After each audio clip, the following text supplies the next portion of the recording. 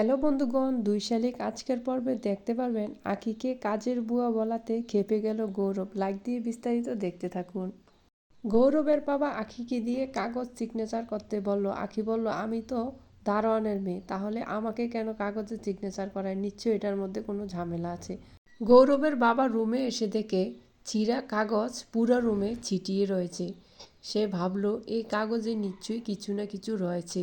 আমাকে এই কাগজগুলো কুড়িয়ে দেখতে হবে কাগজের মধ্যে কি আছে। এইদিকে আঁখিকে এখানে দেখে গৌরব আঁখিকে অনেক বকাবকি শুরু করলো। তুমি এখানে কি করো? এখানে আসলা কেন?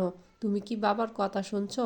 আঁখি বলে, না, আপনার বাবা আমাকে ডেকেছে, আমি কেন এখানে কথা শুনবো? তোমাকে সবাই কাজের বুয়া ভাবছে, তুমি তো কাজের বুয়া নও, তুমি হচ্ছ আমার স্ত্রী। এ কথা শুনে আঁখি অবাক। এইদিকে ঝিলিক সেলাইয়ের কাজ করছে, তার রোদ মাথায় লাগছে। দেবা এটা দেখে সে কাপড় ধরে রইল যেন আঁখির গায়ে রোদ না লাগে। দেবার এই অদ্ভুত কাণ্ড দেখে বস্তির লোক হাসতে লাগলো।